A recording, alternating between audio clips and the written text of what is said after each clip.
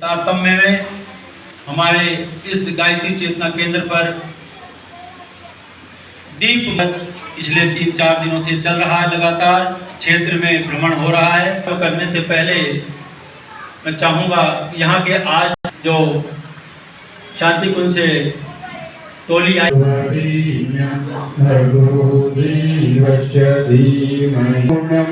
पवित्रं पापनाशनम् आपदां हरति नित्यं लक्ष्मीस्तिष्ठति सर्वदा लक्ष्मीस्तिष्ठति सर्वदा नित्यपुष्टिकरीशिणीं ईश्वरीं सर्वभूतानां तां रूपहवै श्रीव्रतश्रवाः स्वस्ति नः पूषा विश्ववेदाः स्वस्ति नस्तार्क्ष्यो वरिष्ठगिरिः।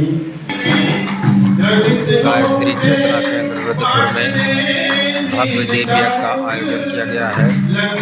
आइए हृदयंगम करते हैं यहाँ का दृश्य।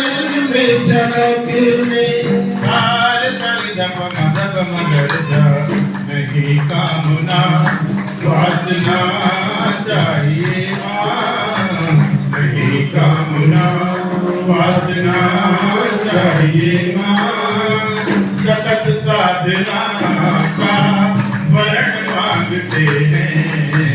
हमें भक्ति दो माँ, हमें शक्ति दो माँ। सतत साधना की सफल मांगते हैं। हमें भक्ति दो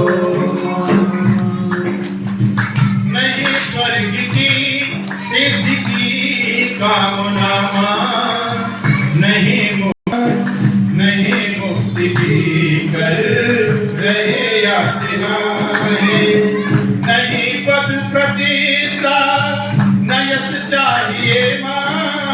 अहम को करा कर करें प्रेम शिव को विमल भक्ति का वर गहन मांगते हैं। हमें भक्ति दो माँ, हमें शक्ति दो माँ।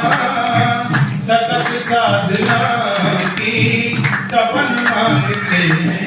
तुम्ही वेद माता, तुम्ही देव माता, तुम्ही विश्व माता, तुम्ही भगवती हो। पतित पावनी हो, भागीरथी हो। कुछ चाहिए माँ अनुदान वरदान कुछ चाहिए माँ। हमें भक्ति दो माँ, हमें शक्ति दो माँ। सतत साधना की सफल मांगते हैं। चले लोग मंगल पथ पर सदा ही करें लोग सेवा निष्काम होकर। चले लोग मंगल पथ पर सदा ही करें लोग सेवा निष्काम होकर। जुटे युग सृजन में धप मगरता महाकाल के सामने हो समर्पित। महाकाल के इसी हेतु जीवन मरण मांगते हैं। हमें भक्ति दो माँ, हमें शक्ति दो माँ। न धन धाम कुछ आपसे मांगते माँ। विमल ज्ञान की एक किरण मांगते हैं। तुम्हारे शरण में शरण मांगते हैं। दो माँ, हमें भक्ति दो।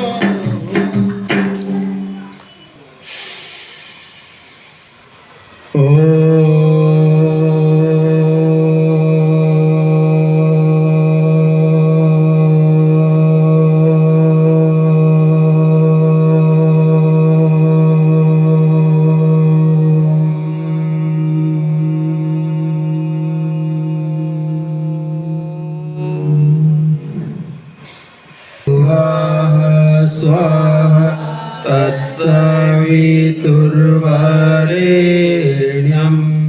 भर्गो देवस्य धीमहि धियो यो नः प्रचोदयात्।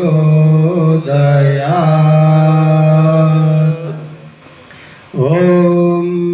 जिन्होंने युग निर्माण का उद्घोष किया, जिन्होंने मनुष्य में देवत्व का उदय, धरती पर स्वर्ग के अवतरण का संकल्प लिया और उस कार्य को कोई स्थूल शरीर के रहते हुए तो उन्होंने किया ही किया, लेकिन स्थूल शरीर के बियॉन्ड जाके उन्होंने काम किया, क्योंकि अपना शरीर रहते हुए उन्होंने अपनी समाधि बनवा दी दुनिया के सामने दिखाने के लिए, और वहाँ अपने नाम नहीं लिखवाया, अपनी मूर्ति नहीं बनवाई।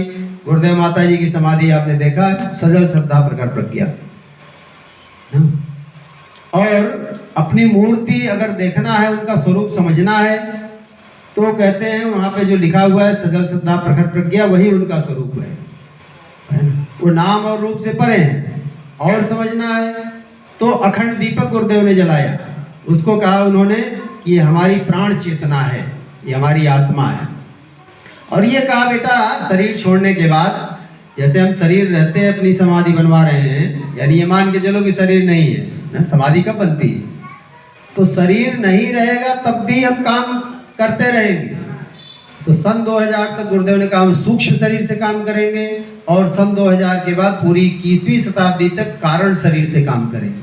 और अपनी शक्तियां हमारी अखंड दीपक में तो आई है, और सूर्य में स्थापित करेंगे। सूर्य के माध्यम से पूरे जमाने को, पूरी दुनिया को बदल के रहेंगे। संकल्प ये हमारा मतलब गुरुदेव कहते थे महाकाल का संकल्प है, ये हिमालय के ऋषि सत्ताओं का संकल्प है, और हिमालय ये युग निर्माण योजना है, ईश्वरी योजना है, ईश्वर की शक्ति इसके साथ काम कर रही है। हिमालय के 80,000 ऋषि मुनि तपस्वी योगी आत्माएं हैं हिमालय। ये बात हम नहीं कह रहे, ये मैडम लेवेट्स्की नाम की एक महिला जो थियोसॉफिकल सोसाइटी की संस्थापिका, उन्होंने कहा है अपने साहित्य में 80,000 ऋषि मुनि तपस्वी आत्माएं ये दिव्य देवभूमि हिमालय में जब तप साधना में संलग्न है। इस कार्य के लिए इसी युग निर्माण योजना को, दैवी योजना को पूर्ण करने में अपना संरक्षण मार्गदर्शन प्रदान कर रहे हैं। और पूरे दुनिया में करोड़ों गायत्री परिवार के परिजन इस कार्य में अपना समय दान, अंशदान गेंद गिलहरी की तरह अर्पित करके और इस कार्य को पूर्ण करने में अपना सहयोग दे रहे हैं। अभी तो ये जो ज्वाला है ये प्रचंड दावानल बनने वाली है ना, ज्ञान यज्ञ की लाल मसाल पूरे विश्व में फैलने वाली है प्रकाश। तो अखंड दीपक की दिव्य ज्योति कलश यात्रा को लेकर हमारे सभी भाई बंधु बहनें पूरे उत्तराखंड में आपने भ्रमण किया, सब तक पहुंचाया, और उसका एक कार्यक्रम का शुभारंभ शांति कुंज में, वहाँ हर की पैड़ी में, बैरागी द्वीप में आने वाले जो बसंत पंचमी है कि जो आप यहाँ कर रहे हैं उसी के रूप में आगे और बड़े कार्यक्रम होंगे। 24 साल तक की योजना बनेगी। आगे 24 साल तक जो समय है वो बड़ा महत्वपूर्ण है। उसमें युग परिवर्तन का संपूर्ण स्वरूप दुनिया के सामने आ जाएगा।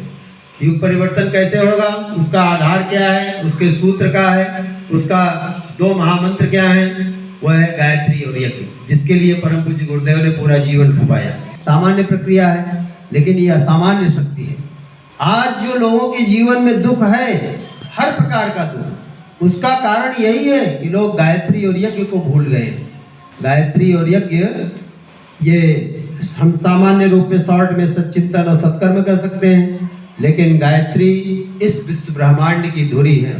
पूरे विश्व का उद्भव गायत्री महाशक्ति से हुआ है। पूरे ब्रह्मांड में जो देवता काम कर रहे हैं वो गायत्री से ही उत्पन्न हुए हैं, गायत्री से ही पोषण प्राप्त करते हैं, गायत्री से ही देवत्व प्राप्त करते हैं। पाकर भोजन चूल्हे में अग्निदेव ही पकाते हैं। भोजन कर लिया तो जिसके अंदर जठराग्नि प्रबल है वही भोजन पचता है, वो बीमार नहीं होता। जिसकी जठराग्नि मंद है वो आदमी को 50 बीमारियां पकड़ लेती हैं। अग्निदेव को जगाइए भाई, वो रुष्ट है। पाका प्रकाशनम, प्रकाशनम मतलब ज्ञान अग्निदेव कराते हैं। ज्ञान सूर्य भगवान ना हो तो इस दुनिया में न कोई रंग होगा, न कोई ज्ञान होगा, कुछ नहीं होगा। ज्ञान अग्नि के कारण होता है। ज्ञान के दाता भी वही है, विज्ञान के भी दाता वही है। फिर नीचे वाली लाइन शौचम, अग्नि में कोई भी गंदी से गंदी चीज डाल दीजिए, उसके विकार को, गंदगी को जला के नष्ट कर देते हैं। हमारे जीवन में भी, शरीर में, मन में जो विकार हैं उसको जलाकर नष्ट कर देने की, भर्ग करने की क्षमता अग्निदेव में है। इसलिए तो गायत्री के देवता सविता का हम स्मरण करते हैं। भर्गो पहला देवस्य, अभी देवस्य का नंबर आएगा। भर्गो शौचम शुद्ध करना, परिष्कृत करना। शौचम रागो आकर्षण है अग्नि के कारण। जिसके अंदर जितना प्राण होता है, तेज होता है, वो उतनी ज्यादा आकर्षण शक्ति होती है उसके अंदर। शौचम रागो लघुस्तैक्षणम, शरीर में हल्कापन है अग्नि के कारण। अपने ही भार को जिंदगी भर ढोता है आदमी, शरीर भारी नहीं लगता। 60, 70, 80, 90, 100, 125 किलो के वजन के लोग, जब वो प्राण रूपी अग्नि निकल जाती है, 4 लोग नहीं 10 लोग उठा के श्मशान घाट पहुंचाने में उनका कचूमर निकलता है बेचारे। नहीं, कितना भारी हो गया। तैक्षण्यम, मानसिक बुद्धि की तीक्ष्णता, यानी बुद्धि को पैनापन, सूक्ष्म बातों को समझने की क्षमता उसके अंदर बढ़ती है। जो योगी प्राणायाम करके अपने अंदर की प्राणाग्नि को बढ़ा लेते हैं, ध्यान करते हैं, है ना, पूरे त्रिकालज्ञ हो जाते हैं भाई। भूत भविष्य वर्तमान सब हमारे गुरुदेव जैसा, विवेकानंद जैसा उनको दिखाई देने लगता है। क्या बढ़ाया? वही अग्नि तत्व, गायत्री तत्व, प्राण तत्व को बढ़ाया अपने अंदर। ये शक्तिशाली बनाता है। और अंत में सततम चोर्ध्वगामिता, ये अग्निदेव ही हैं जो सतत निरंतर और हमारे अंदर के देव शक्तियों को जगाकर हमारी आत्मा को ऊंचा उठाकर परमात्मा से मिला देते हैं, जो जीवन का चरम और परम लक्ष्य है, पूर्णता की प्राप्ति। नहीं, आत्मदर्शन, परमात्मा दर्शन, ये अग्निदेव की कृपा से होता है। और स्कंद पुराण में लिखा है कि जो व्यक्ति नित्य प्रातः काल सूर्योदय की बेला में यज्ञ करता है, उसके जीवन में आध्यात्मिक विभूतियां बढ़ती हैं, यानी रिद्धियां बढ़ती हैं, दैवी गुण बढ़ते हैं। और जो सायंकाल सूर्यास्त के समय यज्ञ करता है, उसके परिवार में, घर में भौतिक समृद्धियां बढ़ती हैं, सिद्धियां बढ़ती हैं, भौतिक साधनों की कमी नहीं रहती। उसके साथ गायत्री अगर माता विराजमान है, भौतिक शक्तियां आए, उनको नियंत्रित कौन करेगा? सदुपयोग के लिए सद्बुद्धि कौन देगी? गायत्री माता। गायत्री माता है जहां सुमतितः संपत्ति नाना, जहां कुमतितः विपत्ति निधाना। ये चाहे शरीर की शक्ति बढ़े, ज्ञान की शक्ति बढ़े, धन की शक्ति बढ़े, जो भी शक्ति बढ़े, उसको दिशा, ड्राइवर तो दिशा देता है ना, सारथी जो गाड़ी को चला रहा है। अगर वो दिशाहीन हो जाए, गतिहीन हो जाए, तो वही ड्राइवर ले जाके 10, 20, 50, 100 जो आदमी है या रेलगाड़ी को पूरा सबको मौत के मुंह में पहुंचा सकता है। आज स्वयं मौत के मुंह में आदमी जा रहा है, अपनी आयु कम कर रहा है, बीमार पड़ रहा है। कोई भगवान देवी देवता नहीं कर रहे हैं, स्वयं कर रहा है। क्योंकि अग्निदेव को, अपनी अंतरात्मा को, अपनी अंतरात्मा रूपी गायत्री माता को, अपने अंदर के अग्निदेव को उसने कुपित कर रखा है। अब गुरुदेव ने बड़ी जोरदार बात की है, इसी बात को सुना के फिर हम दीप यज्ञ का कर्मकांड प्रारंभ करें। हम इसको लिख रखे हैं, मंत्र तो याद हो गया है, लेकिन गुरु जी के बाद एक एक शब्द मंत्र के समान है, वो इधर उधर न हो जाए। इसलिए इसका सार संक्षेप गुरुदेव क्या कहना चाह रहे हैं। आज लोगों के जीवन में दुख क्यों है, वो और हर प्रकार की सुख शांति प्रगति उन्नति चाहता है आदमी, वो मिलेगा कैसे? वो गुरुदेव शब्द को सुनिए आप। इसकी व्याख्या तो हमने कर दी। अब गुरुदेव कह रहे हैं कि यह 10 गुण जो हमने बताया महाभारत का श्लोक भगवान वेदव्यास का, गुरुदेव अपनी साहब, यह 10 गुण, 5 प्राण और 5 प्राणों की अलग अलग क्रियाएं तथा गुण हैं। इनके विकास का अपना अलग विज्ञान है, जो यज्ञ, ध्यान दीजिए। अब इसी को प्रशिक्षण में गुरुदेव हम लोगों को प्रशिक्षण दिया है भाई। जीवन कैसे जीना चाहिए, जीवन का लक्ष्य उद्देश्य क्या है, ये शांत मुझे बताता है और कहीं नहीं बताया जाता, वो भी फ्री में। बाकी तो बीमार हो जाइए, समस्या पैदा हो जाए तब उनके यहाँ जाइए, तब फीस पहले लेंगे, उसके बाद आपको भर्ती करेंगे। 1 लाख रुपया हो तो आप इलाज कराते रहिए, यहाँ भागिए वहां भागिए। आपके जीवन में बीमारी नहीं आए, कोई परेशानी नहीं आए, गुरुदेव तो ये कृपा करने आए हैं, आप देवता बने रहिए। तो ये कह रहे हैं कि इनके विकास का जो विज्ञान है वो यज्ञ, प्राणायाम, ध्यान और वैदिक मंत्रों के उच्चारण आदि के रूप में व्यवहारिक स्वरूप बनाकर हमारे ऋषियों ने दिया था हमें।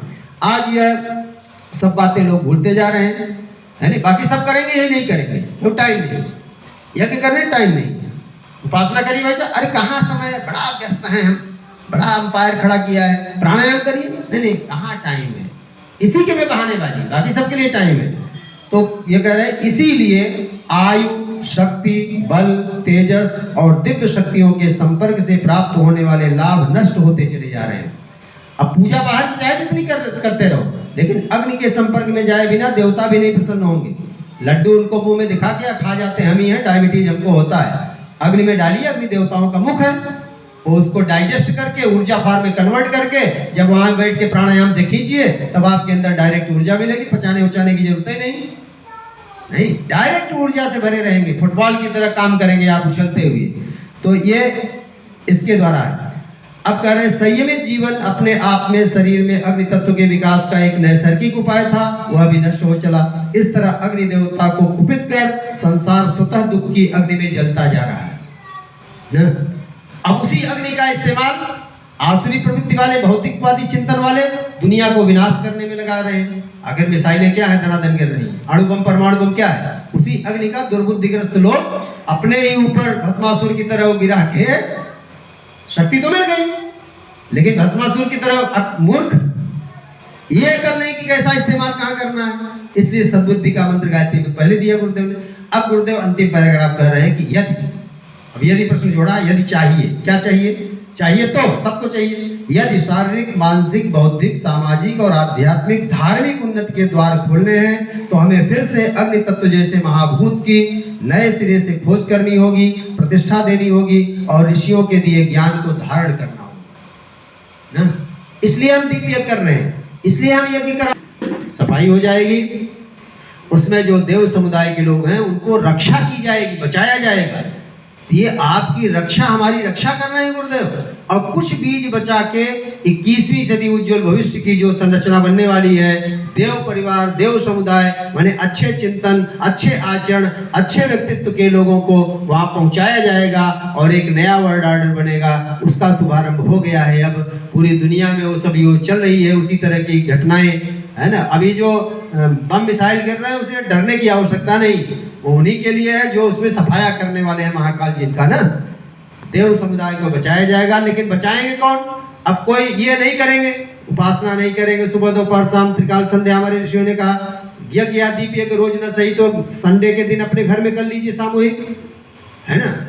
एकादशी के दिन करिए, पूर्णमासी के दिन करिए, अमावस्या के दिन करिए, उससे देव शक्तियों का वास होगा घर में। और जिस घर में नित्य उपासना और गायत्री यज्ञ होता है उस घर में तो गुरुदेव ने कहा कि जो संतानें भी पैदा होती हैं वो सुंदर, स्वस्थ, निरोगी, मेधावी और बड़ी देव मानव जैसी। भगवान राम चारों भाई यज्ञ से पैदा हुए थे, द्रौपदी धृष्टद्युम्न यज्ञ से पैदा हुए थे।